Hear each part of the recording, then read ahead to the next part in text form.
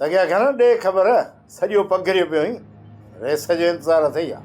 वरी में हिकु त मुल्क सॼो लॻो पियो आहे डंडो ऐं ढोरा, माण्हुनि ताईं मुंहिंजी रसाई थिए कान थी। ॿियो जेको इम्तियाज़ जो सामान मिलियो, वॾो वॾो सामान, जीअं टेंट थिया, तरपाल थिया, कपिड़ा थिया, उहे त सामान चढ़ी विया वर वॾेरनि जे MP ऐं मिनिस्टरनि। हाणे उन टेंटनि ऐं तरपालनि जे हेठां घोड़ा गॾ ऐं मेहूं। बाक़ी रही का इम्तियाज़ जी का ईअं मिड़ई ट्रक ज़क। हाणे असां माण्हुनि में बि न को आहे शर्म, न को हया।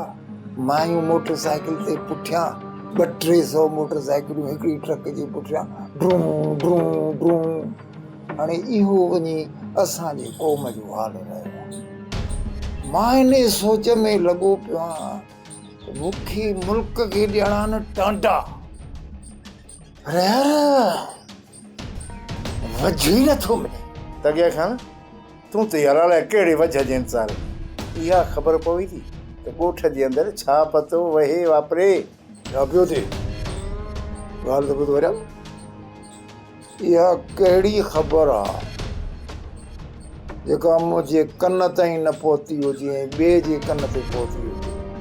तॻिया खण वॾेरी महिरू सतोरीअ सां मिलण वई ॿाहिरि जे घर।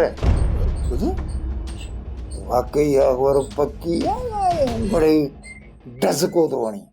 तॻिया खण तोखे त ख़बर आहे वरियाम जंहिंखे वकड़ ॾिए न सिरिया जेतिरा दाणा करे छॾींदुसि। हूअं त वरियाम कंहिंजे वकड़ में अचण वारो त न आहे न। ओचे रखीसि न जान जा पुट। मला ॿुध, इहा ख़बर तो सालार ख़ान सां त कान कई आहे न। इहा ख़बर सिर्फ़ु पहिरें तोखे ते मूं ॿुधाई आहे। हाणे मुंहिंजी ॻाल्हि ॿुध, हाणे इहा ख़बर कंहिं ॿिए जे कन ताईं न पहुचे, सम्झी? हाणे इहो मुंहिंजो कमु आहे त कीअं थो बंभोर खे बाहि ॾियां।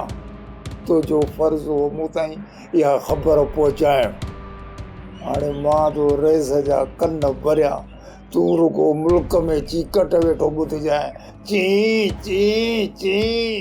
जेकॾहिं मोहबत हुई बि सही न, त अॼु उन मोहबत खां वधीक मां तोसां नफ़रत कंदी आहियां ऐं मां नथी चाहियां त तूं मुंहिंजी नफ़रत जी बाहि में सड़ी। तुंहिंजी नफ़रत सां मूंखे मोहबत आहे ऐं ज़िंदगी भर कंदो रहंदुसि। इहो हक़ मूंखां तूं बि नथी खसे सघी। ईअं न थिए जो रड़ियूं करे मां सॼे ॻोठ खे गॾु कयां ऐं ॻोठ वारा तोखे हितां धिका ॾेई ॿाहिरि कढनि।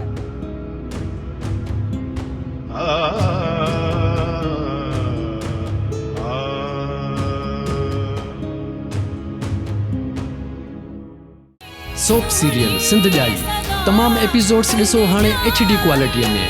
विज़िट करियो असांजो YouTube channel Sindh TV HD drama. Subscribe कयो असांजो official YouTube channel Sindh TV HD drama ऐं वधीक अपडेट लाइ बेल आइकन खे क्लिक करियो।